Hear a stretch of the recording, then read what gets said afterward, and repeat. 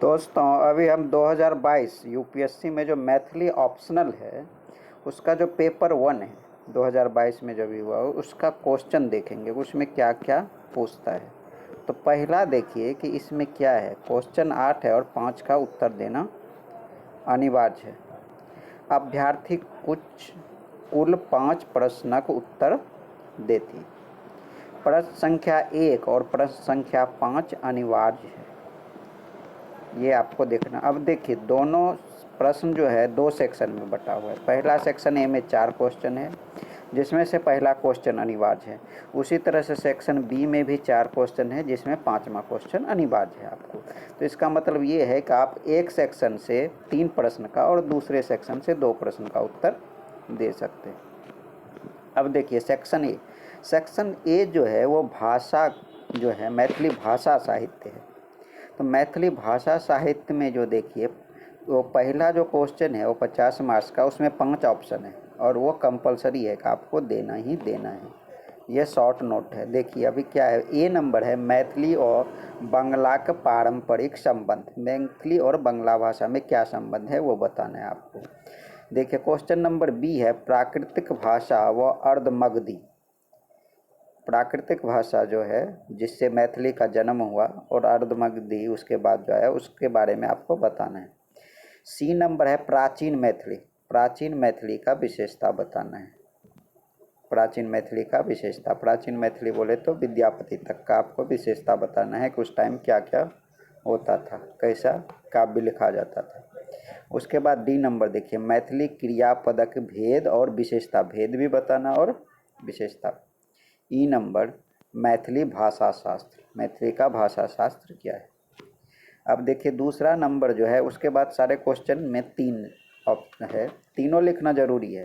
ए number जो है 20 number का होता है एक क्वेश्चन और बाकी बी और सी 15-15 का, टोटल पूरा जो क्वेश्चन 50 नंबर का। ए नंबर देखिए क्या है, तिरहुताक महत्व ओकर वर्तमान स्थिति पर विस्तार से विचार करो, ये 20 अंक का प्रश्न है। बी नंबर देखिए मैथिली सर्वनामक विशेष विश्लेषण करो, ये 15 नंबर का जो है प्रश्न है। सी नंबर है भारोपीय भाषा परिवारक विशेषता करैत एही में मैथिली का स्थानक निरूपित करो। भारोपीय भाषा परिवार की विशेषता बताना है और इसमें मैथिली का स्थान बताना है। तीसरा में देखिए ए नंबर क्वेश्चन है मैथिली भाषा आदि व मध्य कालक प्रसंग सविस्तार मंतव्य दिया। आदि और मध्यकाल का दोनों बताना है। बी नंबर देखिए तीसरा का संस्कृत भाषा में मैथिली प्रभावित अच्छी, संस्कृत भाषा से मैथिली प्रभावित अच्छी प्रमाणित करो, ये 15 नंबर का है। सी नंबर देखिए मैथिली एक स्वतंत्र और समृद्ध भाषा थी, भाषा के कसौटी पर एकरा सिद्ध करो। अब देखिए चौथा नंबर क्या है, चौथा नंबर में ए क्या है, मैथिली भाषा के विकास में अभट्टक योगदान का सम्यक मूल्यांकन करो। बी नंबर देखिए मैथिली व असमिया भाषा का संबंधार तथ्यक विकास दिया। सी नंबर देखिए मैथिली भाषा के परिभाषा दैत बोली से ओकर प्राथक्य देखावा। अब 5 नंबर देखिए, अब जो दूसरा सेक्शन है इसमें है मैथिली साहित्यक इतिहास, मैथिली साहित्य का इतिहास कैसे कैसे हुआ। अब देखिए 5 नंबर का में भी 5वां क्वेश्चन अनिवार्य है, इसमें 5 है A B C D E, सब 10-10 नंबर का है, टोटल 50 नंबर। ए नंबर है मैथिली साहित्य में कृष्ण काव्य। बी नंबर है मैथिली में प्रबंध काव्यक विकास। सी नंबर मैथिली निबंधक विषयगत वैविध्य। डी नंबर मैथिली नाटकक विकास। ई नंबर मैथिलिक संस्मरण साहित्य। अब 6 नंबर क्वेश्चन देखिए, उसमें ए 2 20 नंबर का, बाकी दोनों 15-15 का रहते हैं। सिद्ध साहित्यक ऐतिहासिक पृष्ठभूमि पर सविस्तार विचार करूँ। बी नंबर मैथिली साहित्यक काल विभाजन पर विचार करैत अपन अभिमत से अवगत कराओ। सी नंबर मैथिली में पत्र पत्रिका एवं शोध पत्रिका की स्थिति की समीक्षा करो।